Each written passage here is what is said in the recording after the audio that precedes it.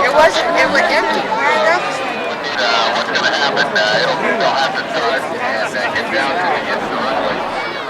I get down there to this Bakersfield crew quite often, mainly because I like fast food, I guess. But anyway, the past gold winner, and ladies and gentlemen, the preparation on this machine, I know, has been quite extensive. Probably one of the highest modified P-51s to ever make the field. And he keeps his airplane at Minham Field, right out of Bakersfield. It's got race number 7 on it. The name of the airplane is Strega. And I know a lot of you know who that airplane is. Bill Tiger DeStefani. Welcome aboard, Tiger. Well, thank you, Sandy. We'd really like to thank all the folks for coming out and making this possible. I'd like to thank our crew. And today you're going to see a heck of a race. We believe you, Tiger. Congratulations. Yeah. Whoa, yeah. Former gold winner here, ladies and gentlemen. He's no stranger to the gold circle. And in the same airplane to be flying today. Rick, we know that some of the trials and tribulations that went on earlier with the Sanders family were great to have the airplane here. And I know that everybody's glad to see Dreadnought here. Dreadnought, number 8. And we're talking to Rick Brickert, ladies and gentlemen. From that great state of Utah. It's silver and red. Welcome aboard again, once again, Mr. Brickert. Thanks for having us, Sandy. We're back with Old Reliable. All right. Now, here's a guy I've kind of renamed a little bit.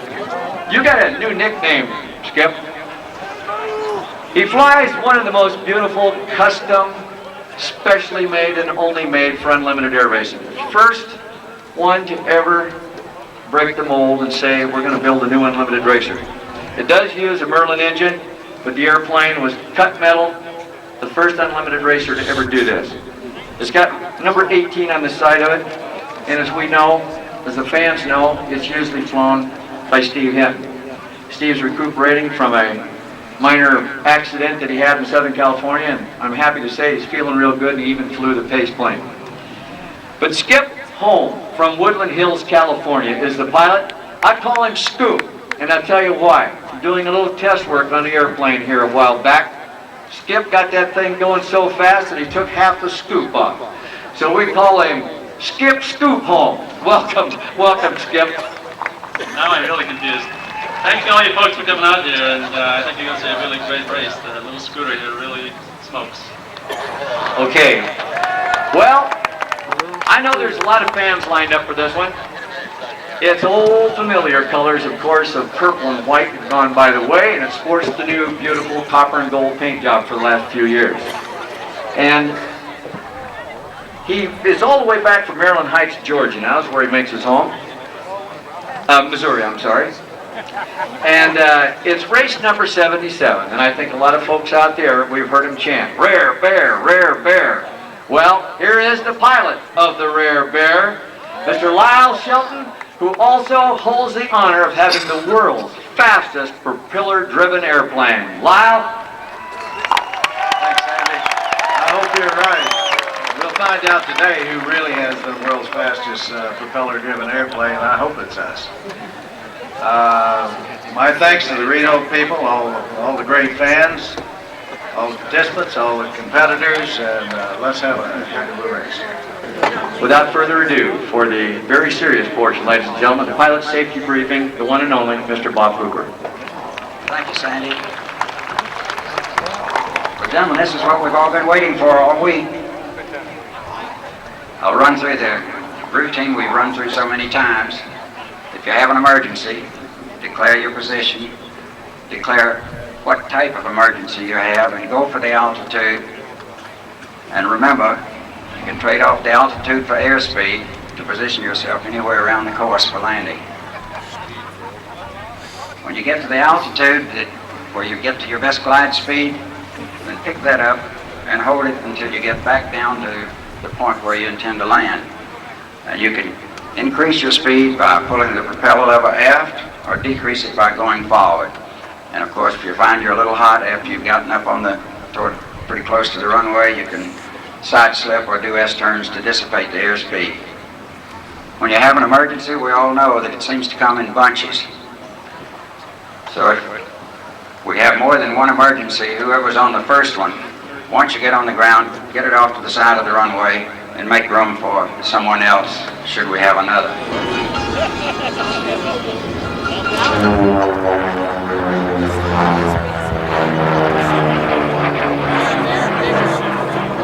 All right, ladies and gentlemen, in just a few moments we'll be starting the Unlimiteds. In the meantime, if you look off to the left, off the takeoff roll, Mr. Lefty Gardner, the P-38, he calls White Lightning.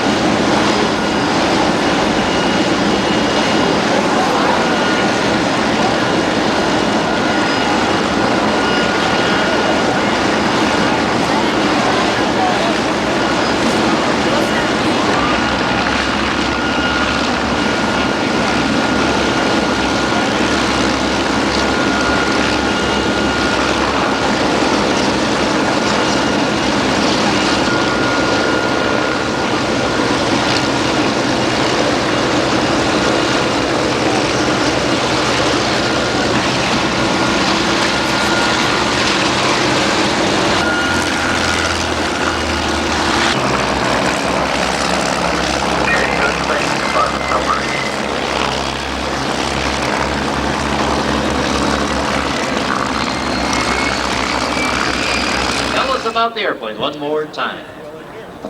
Well, I want to take a little poll here as we get the Case plane taking off, the beautiful red knight with Steve Henry. How many people here, let's have a definite roar of voices. How many here think the Rare Bear is going to win this race?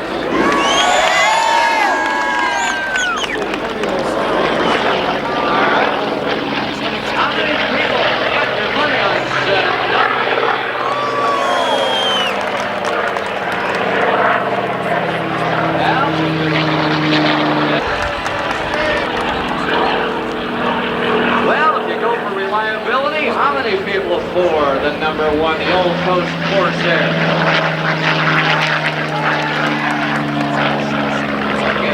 How many for Mr. Howard Pardue? We all know, of course, that none of these guys like the BB. Well, finishing up his filler before the Unlimited race, of course, the man from Austin, Texas, the beautiful Lockheed P-38. Lefty Gardner, and we will be soon having the Unlimited.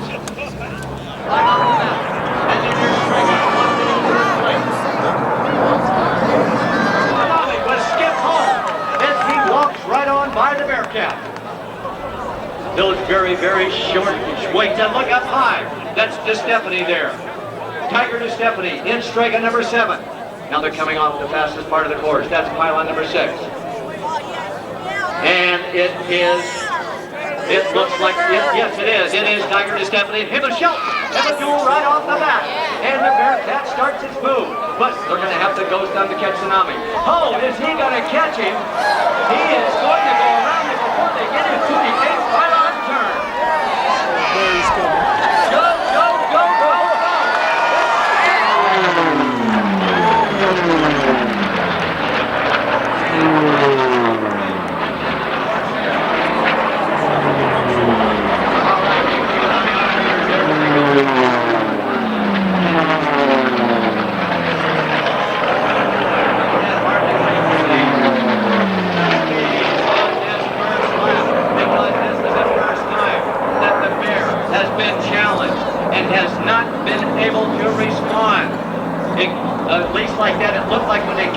shoot off a 6, that he was catching him pretty fast, but then it was still Tsunami hanging right in there on about a 6-7 G turn as they come around number 8. So let's watch and see what happens again. The strategy might be for Lyle to sit right there, wait till some of the laps go by. He starts moving up again. It appears now that once again he starts closing the distance, but no, backs off a little bit right there. Straker running right behind, but not in contention yet, but holding on good to third. As Lyle pulls up almost even with Tsunami again, but there again, it's Skip home right into the pylon turn first, and he makes it on number 8.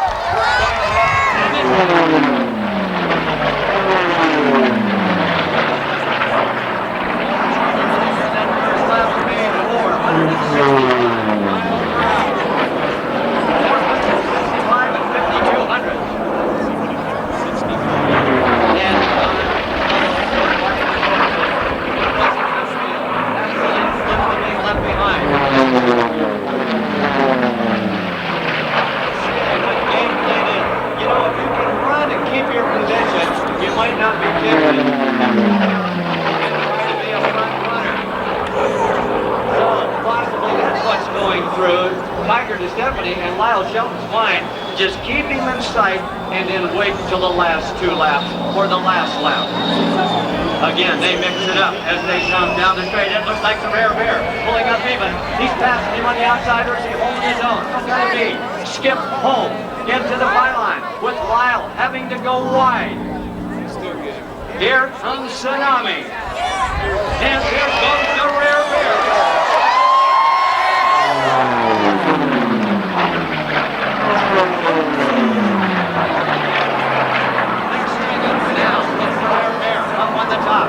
He looks like he's got slightly up the big end here. That last lap turned in 4:65 again. I look for a faster lap on this one. With the wind cooling things down, I don't think we'll see that 5 miles an hour number on this one. And there's the Rare Bear with Tsunami right underneath with Skip home. And there's Reno.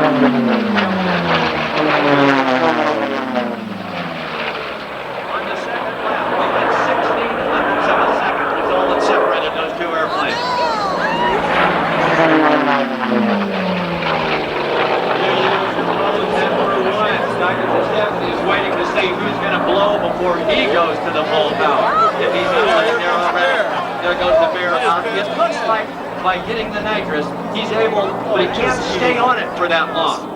So because if he does, that big right engine will scatter pieces over the Reno.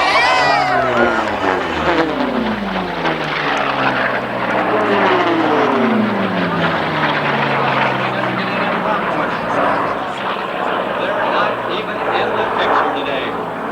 But they may be, who knows? This great hard work in mind.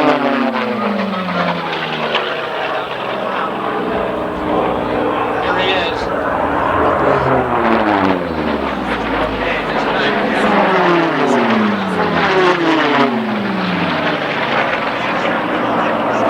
69 miles an hour. Right about here. Those Merlin engines are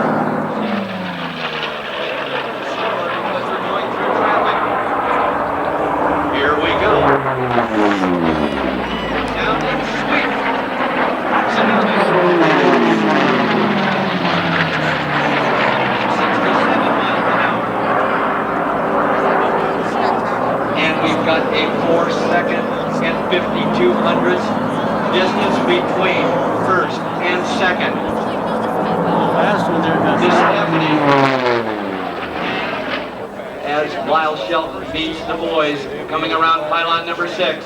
He goes, makes it easy, goes way to the outside.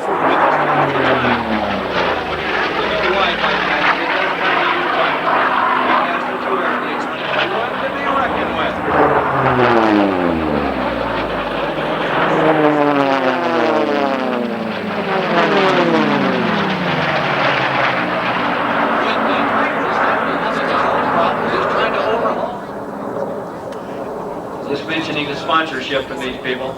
That's also the Wichita Air Museum, all under the leadership of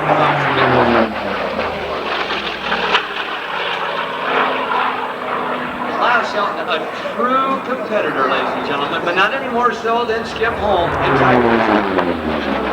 Field out there.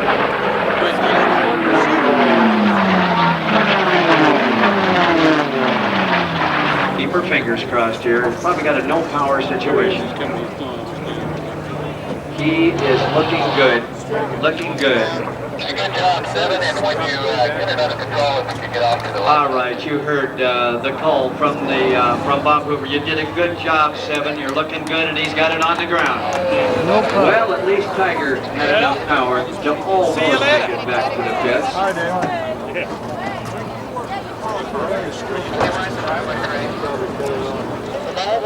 Including ESPN, Skyfire, all the folks out there waiting in line.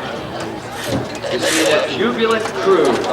I want to thank a lot of people up here in the announcing stand. I want to thank our ladies up here who have been with us from Thursday, our 19-9, our Fire Marshal, Chief Marshal McCorkle, and our military coordinator, Bob Bonham, and our decorators, Dick Grossbeck.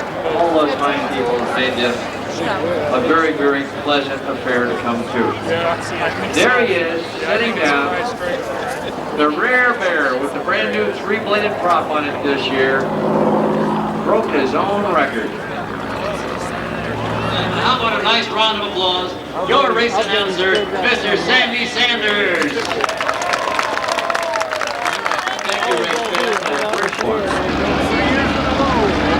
All it did was for me to come.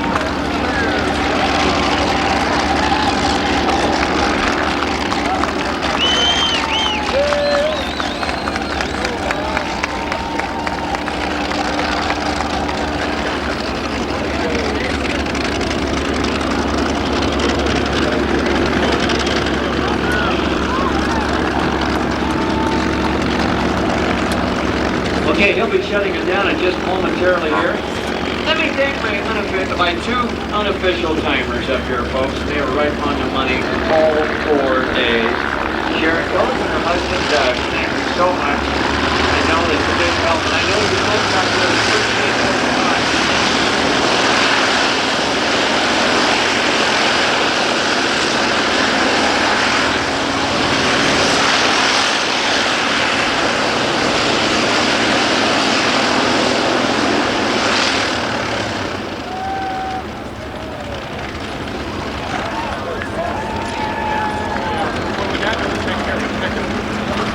Okay, he cools down that big right 3350, and he's got the canopy back. No stranger to that winner's circle. Folks, I want you to take a look at the size of that blade.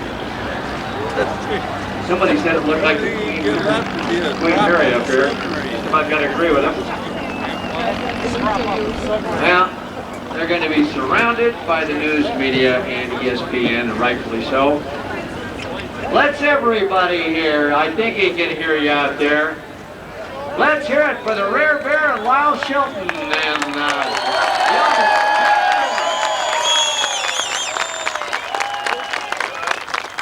do we have a happy crew down there?